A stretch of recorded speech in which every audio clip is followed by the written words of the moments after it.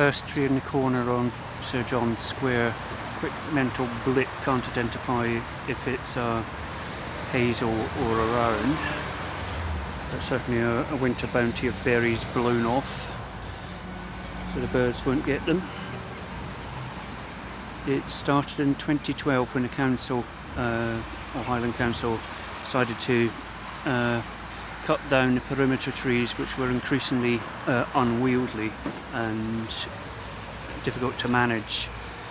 They providing massive leaf drops and disrupting the pavement with their root system, and also bird fouling. And this trunk remains from then, but as can be seen, it wasn't properly plugged and is beginning to grow back.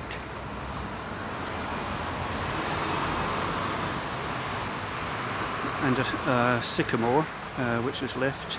The controversy was that many people thought all the trees were going to be lost and no replacement, so a Facebook campaign was set up. And the idea of no longer having trees to hang Christmas lights on and so on. So the council reached a compromise that a limited number of trees in the perimeter would be cut and then replaced by more trees on the inner perimeter. Those trees would gradually grow back or grow up, and then further perimeter trees would be cut over the next few years.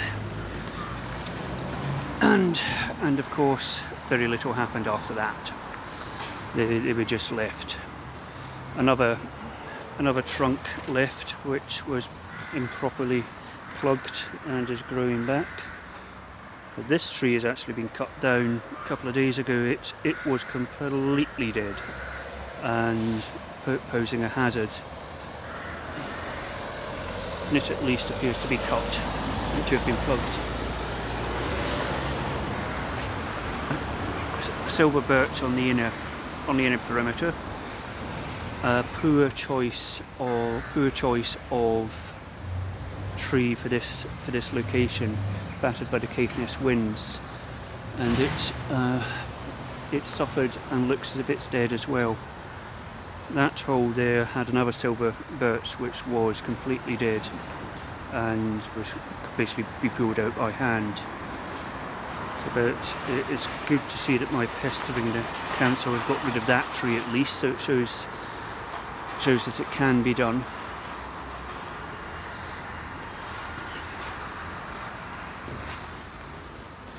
Another sycamore right in the corner. This aspect of Sir John Square is technically the A9, and I'm not sure if it were the council or Transerve and Bayer who cut down the other tree. And another silver birch on the edge of death.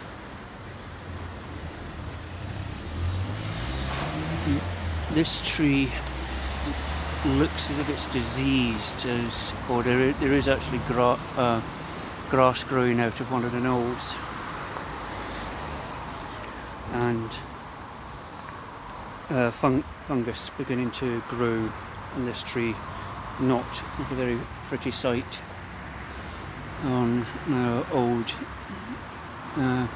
Georgian Square. The problem with what I see with sycamores is that they are not an urban centre tree. The reason they're associated with urban centres is that they have a very high tolerance to pollution, and their root system can extend as far as their branch reach. And I think this was another, irritatingly, many of the trees planted in the inner perimeter were also sycamores, such as this one, which is maybe on its way out. It was always overshadowed by its taller cousin. And various types of sycamore. The other issue with load-bearing trees like this is that they can support birds' nests, especially crows, and if the outer perimeter is not dealt with before the next nesting season, it won't be able to be dealt with until next year.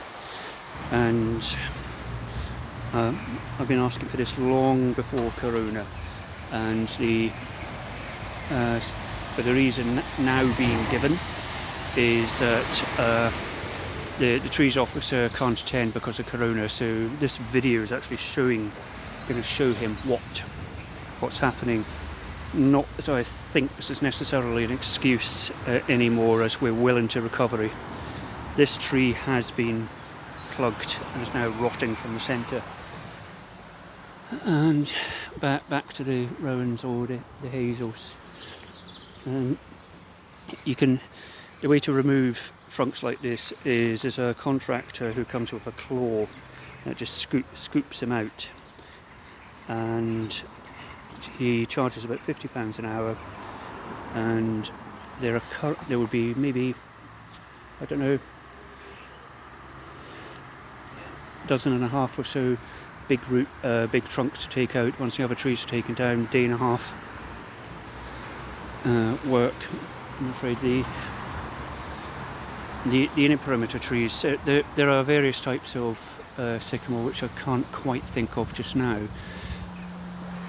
and they're pretty enough, but what I'm looking for or hoping to get are amenity trees, such as blossoms or acers or more rounds, not load bearing but also very, very attractive. And I've had one offer from a community benefit scheme, and applying for match funding from the council, and also have had offers from various members of the public to donate one tree, maybe dedicate it to the memory of a lost loved one, have a memory garden.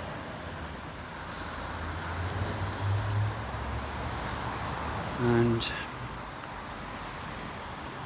Victory as the war memorial there, just looking out down Sir George's Street, with all the men and one woman inscribed on her boards.